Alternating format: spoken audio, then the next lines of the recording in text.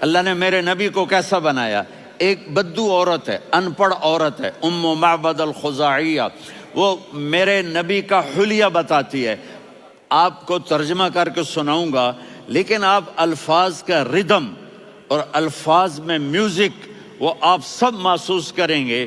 وہ بدو عورت کہتی ہے رأیت رجلا ظاہر الوضاء ابلج الوجه حاسن الخلق لم تعبه ثجلة ولم تزر به سعلة وصيم قصيم في عينيه دعج في أشفاره وطف في صوته سحل في لحيته كثافة في عنقه سطع وصيم قصيم أكحل أحور أزج أقرن إن تكلم علاه البهاء وإن سكت فعلاه الوقار وكأن منطقه خرزات نظم ينحدرن.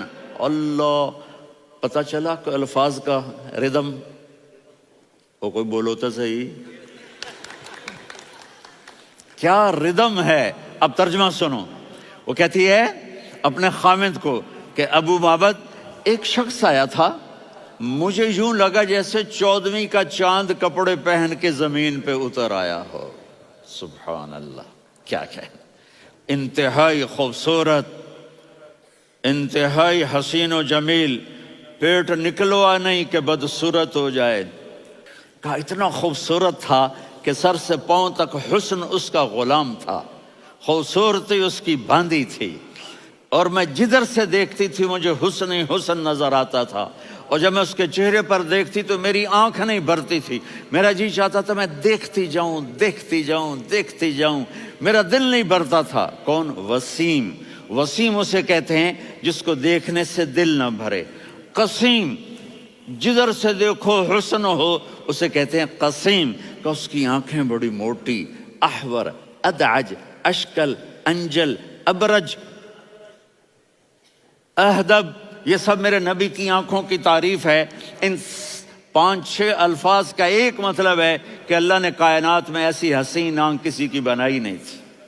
حسن و جمال آنکھوں میں، اور پلکیں بڑی لمبی. یہ عورتیں یہاں وہ نکلی لگا لیتی ہیں نا لمبا لمبا کرنے کے لیے، تو میرے نبی کے قدرتی یہ بال لمبے تھے حسن کو بڑھانے کے لیے. داڑھی بڑی خوبصورت تھی. زبان میں، آواز میں جادو تھا، آواز میں کشش تھی، آواز میں ایک ایسا دل کھنچتا تھا. گردن لمبی تھی، سر سے پاؤں تک حسن و جمال تھا. جب وہ بولتے تھے نور چھا جاتا تھا، جب وہ خاموش ہوتے تھے وقار چھا جاتا تھا. اور سوا البطن و صدر، سینہ اور پیٹ برابر. سبت القصب، سیدھا قد تھا، سیدھا قد، بالکل سیدھا قد. عریض المنکبین، چھاتی چوڑی تھی.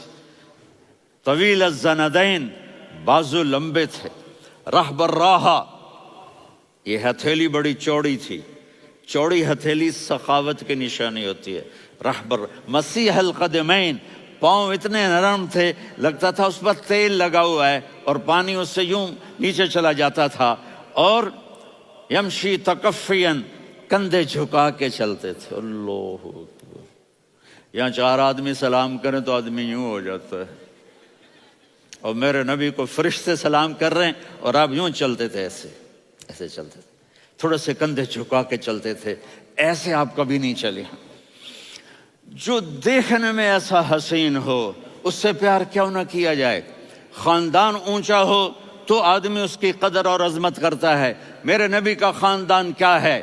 میرے نبی نے فرمایا اللہ نے آدم کی ساری اولاد سے عرب کو چنا، عرب کی ساری اولاد سے مضر کو چنا، مضر کی ساری اولاد سے قریش کو چنا، قریش کی ساری اولاد سے ہاشم کو چنا، اور ہاشم کی ساری اولاد سے اللہ نے مجھے چنا. میں سب سے اعلیٰ خاندان کا ہوں، عالی نسب ہوں. میرے اللہ نے میرے 10 نام رکھے ہیں. میں محمد، میں احمد، میں ماہی، میں حاشر، میں عاقب، میں فاتح، میں ابو القاسم، میں طٰہٰ، میں یاسین.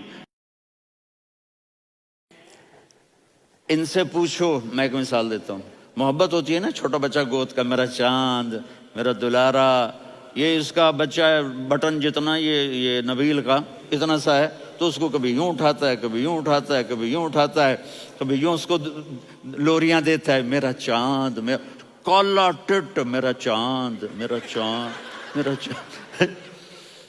تو میرے رب کو اپنے حبیب سے محبت ہے تو صرف محمد نہیں کہتا، چونکہ محمد کہنے سے محبت کا فلو نکلتا نہیں، تو اللہ نے اپنی محبت کے فلو کو نکالا، میرا محمد، میرا احمد، میرا ماہی، میرا حاشر، میرا عاقب، میرا فاتح، میرا قاسم، میرا ابو القاسم، میرا طٰہٰ، میرا یاسین، یہ اللہ نے اپنے حبیب کے نام۔ اور پھر قرآن میں جاؤ، شاہد، مبشر، نذیر، داعی الی اللہ، سراج منیر، رؤوف، رحیم، عزیز، حریص، مزمل، مدثر، یہ اللہ نے پورے قرآن میں سارے نبیوں کا نام لیا، یا عیسیٰ، یا موسیٰ، یا یحییٰ، یا ابراہیم، یا نوح، نام لے کر پکارا، لیکن اپنے حبیب کو ایک دفعہ بھی یا محمد نہیں کہا بلکہ لقب سے پکارا، یا ایھا النبی، یا ایھا الرسول، یا ایھا المزمل، یا ایھا المدثر۔